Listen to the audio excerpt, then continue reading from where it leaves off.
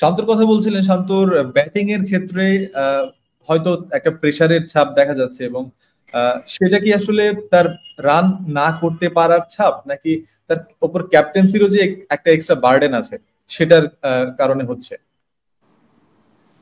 দেখুন, first of all হচ্ছে যে আমি যেটা বলি যে আপনি যখন ক্যাপ্টেন থাকবেন তখন কিন্তু আপনি মানে লিডিং ফ্রম দ্য ফ্রন্ট, আপনি যদি সামনে থেকে নেতৃত্ব যদি দিতে যদি আপনার পারফরমেন্স না হয় তাহলে কিন্তু আলটিমেটলি সবাই এটা নিয়ে প্রশ্ন ওঠায় এবং কথা বলে।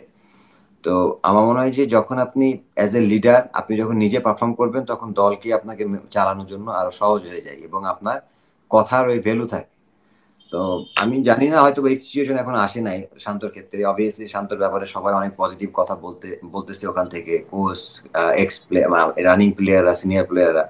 তো আমার মনে হয় না যে তার ও এখনো এতটা বাজে অবস্থায় চলে গেছে।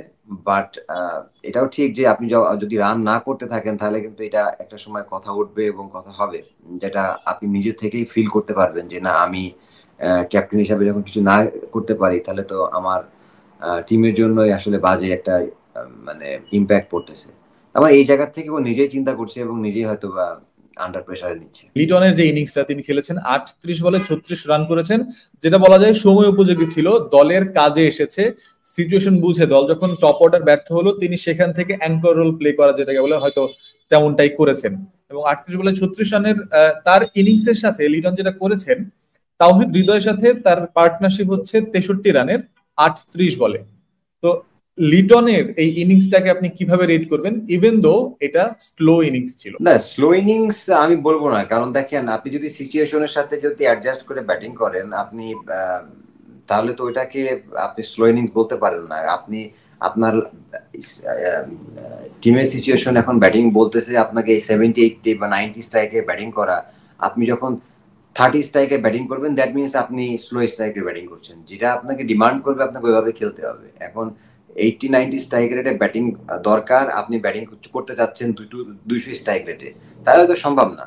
তার মানে যে জিনিসটা তহিদ হৃদয় করেছে ওই জায়গায় ওইটা দরকার ছিল, তহিদ হৃদয় কাজটা করে দিয়েছে। এক সাইড থেকে সাপোর্ট দিয়ে দরকার ছিল, লিটন দিয়ে গেছে। ওই জায়গায় লিটন আউট হয়ে গেলে দেখতেন খেলা হয়তো বা আমরা হেরে যেতাম, আরো প্রেসারে থাকতাম। তা আমার যে ওই জায়গা থেকে লিটন ভালো খেলেছে।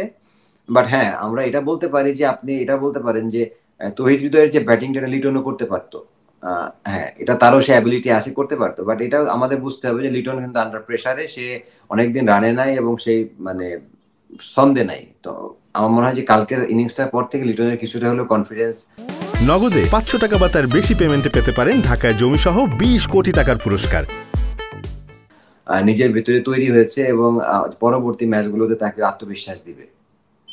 অবশ্যই আশা করছি লিটন যেহেতু রানে ফিরেছেন, সেটা তাকে একটা ছন্দে ফিরতে সাহায্য করবে। এবার ক্যাপ্টেন নাজমুল হোসেন শান্তর প্রেস কনফারেন্স থেকে দুইটা প্রশ্ন করে আমরা একটু ব্যাটিং পার্টটা শেষ করে বোলিং এর দিকে মনোযোগ দিতে চাই। তো শান্তর একটা কথা ছিল যে আমরা টপ অর্ডার থেকে রান করতে পারছি না, সেটা নিয়ে আমি এই মুহূর্তে খুব একটা চিন্তিত না। আমি এটা নিয়ে চিন্তার কিছু দেখছি না, কারণ হৃদয় ইনিংসটা ধরেছিল, সে ইনিংসটাকে টার্ন করে দিয়েছে, রিয়াদ ভাই ইনিংসটাকে শেষ করে এসেছে। তো আমি এটাই চাই, যে আমি চাই না যে প্রতিদিন 7 জন ব্যাটারি ভালো খেলবে। আমি চাচ্ছি যেদিন যে ধরবে সেদিন সে ভালো করে ম্যাচ জেতা এনশিওর করে মাঠ ছাড়বে। তো আমরা ইন্ডিভিজুয়ালি কেমন করলাম, ভালো না খারাপ, সেটা নিয়ে খুব একটা চিন্তিত না। আপনি কিভাবে দেখছেন বিষয়টা?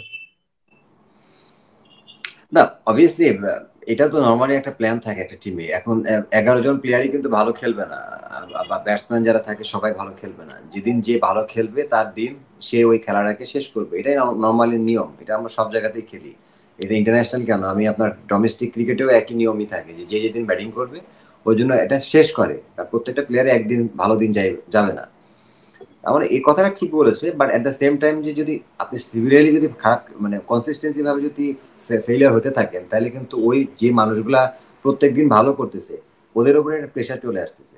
হ্যাঁ, ওরা কিন্তু যেদিন খারাপ খেলবে তার ফিনিশ ওই দিন আপনি টিম হেরে যাবে। তো এট দ্য সেম টাইম তো টপ অর্ডারকে তো রান করতে হবে। টপ অর্ডার যদি রান না করে তাহলে ওই তহিদ হৃদয় বা বলেন মাহমুদুল্লাহ রিয়াদ বলেন প্রত্যেকদিন কিন্তু তারা ম্যাচ জিতাতে পারবে না, এটা সম্ভব না। তারা প্রত্যেকদিন ভালো খেলা সম্ভব না। তো আমার মনে হয় যে এই জায়গা থেকে অবশ্যই ভালো কথা বলেছে, বাট তাদেরকে পারফর্ম করতে হবে। আসলে পারফর্ম না করলে এগুলা হবেই, কারণ আপনার খেলতেছে 11 জন, 2 জন ছেলে প্রত্যেকদিন রান করবে, বাকিগুলা করবে না, এটা টিমের জন্য ভালো জিনিস না। ওকে, তো এবারে বাংলাদেশের টার্গেট যখন ছিল 125 20 ওভারে 6-এর থেকে কিছু বেশি রিকোয়ার্ড রান রেট, সেই জায়গা থেকে শান্তকে জিজ্ঞেস করা হয়েছিল যে ওপেনার বা টপ অর্ডার থেকে সৌম্য যেটা করলেন, সেকেন্ড বলেই স্লগ বা লফটেড শট খেলতে গিয়েছিলেন, তারপরে ওই তানজিদ তামিমদের খেলার মাঝেও হয়তো কিছুটা প্ল্যানের অভাব বোধ হয়েছে। সেখানে শান্তকে জিজ্ঞেস করা হয়েছিল যে দল থেকে কি মেসেজ দেওয়া হয়েছিল। শান্ত বলেছিলেন যে আসলে দল থেকে সেভাবে পার্টিকুলার কিছুই দেওয়া হয়নি, যে যার মতো অ্যাসেসমেন্ট করেছে উইকেট তাকে সেইভাবে খেলার ফ্রিডমটা দেওয়া হয়েছে। তো এইখানে ধরেন ওই পজিশনটায় আপনি থাকলে ক্যাপ্টেন্সির বা কোচিং প্যানেলের জায়গাটায় কোনো প্ল্যান আপনার তরফ থেকে থাকতো কিনা, বা আপনি চাইতেন কিনা যে টিম ম্যানেজমেন্ট আপনাকে কোনো প্ল্যান দিক? দেখুন, আমরা তো এটা বেসিক ব্যাপার, আমরা তো সবসময় একটা জিনিস দেখি যে লো স্কোরিং ম্যাচ কিন্তু সবসময় ডিফিকাল্ট প্রত্যেকটা টিমের জন্য। এটা টার্গেটটা সেট করা একটু কঠিন হয়, আমরা আইদার কি স্লো খেলবো না আমরা ফাস্ট ক্রিকেট খেলবো। তো এটা তো অবশ্যই একটা প্ল্যান থাকা উচিত যে আমরা মানে যখন আমরা খুব লো স্কোরিং ম্যাচ চেস করি, not only national team, even কি ডোমেস্টিক ক্রিকেটে, তখন কি হয় মাইন্ড সেটআপটা আপনাকে ফিক্স রাখতে হয় যে আমরা কি অ্যাটাকিং এ যাবো, গিয়ে আমরা ফার্স্টের থেকে যে রান রেটটা বাড়িয়ে দিব যাতে অপোনেন্ট টিম প্রথমেই ভেঙে যায়। আর একটা জিনিস হচ্ছে যে না, আমরা লাস্ট 20 ওভার পর্যন্ত খেলবো, আস্তে আস্তে খেলে ম্যাচটা জিতবো। এটা দুই রকম প্ল্যান থাকে। এখন আমি জানি না ওরা কোন প্ল্যানে ওরা খেলেছে। তো আমি বলবো যে অবশ্যই যদি টি-20 ক্রিকেটে যে যদি আপনি মানে ওই টার্গেটে যান, এটা 50 ওভারের জন্য হয়তো বা কিছুটা আপনাকে হেল্প করবে যে আমি খেলাটা শেষ করব, যত লো স্কোরিং ম্যাচই হোক না কেন আমরা শেষ পর্যন্ত ব্যাটিং করলে আমরা ম্যাচ জিতবো। কিন্তু টি-20 ক্রিকেট এটা সুযোগই নাই। টি-20 ক্রিকেট যদি আপনি 2টা ওভার ভালো হয়, দেখবেন রান রেট আবার 7-8 চলে গেছে।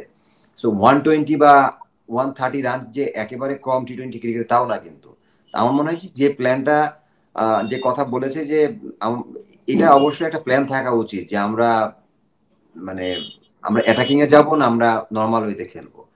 তো আমার মনে হয় যে মানে লো স্কোরিং ম্যাচগুলোতে অবশ্যই অ্যাটাকিং এ যাওয়া, অ্যাটলিস্ট প্রথম টপ অর্ডার ব্যাটসম্যান 2জন বা 3জন একটা চান্স নেওয়া উচিত, যে ক্লিক করলে দেখবেন খেলা 8-10 ওভারের ভিতরে খেলা শেষ হয়ে গেছে, বা 12-13 ওভারের ভিতরে খেলা শেষ হয়ে গেছে। তো এটা টিমের জন্য ভালো। কিন্তু কালকে যে খেলাটা হয়েছে এটা আসলে আমাদের আমার মনে হয়েছে যে এটা কোন প্ল্যানে খেলেছে আমি যে বলতে পারবো না।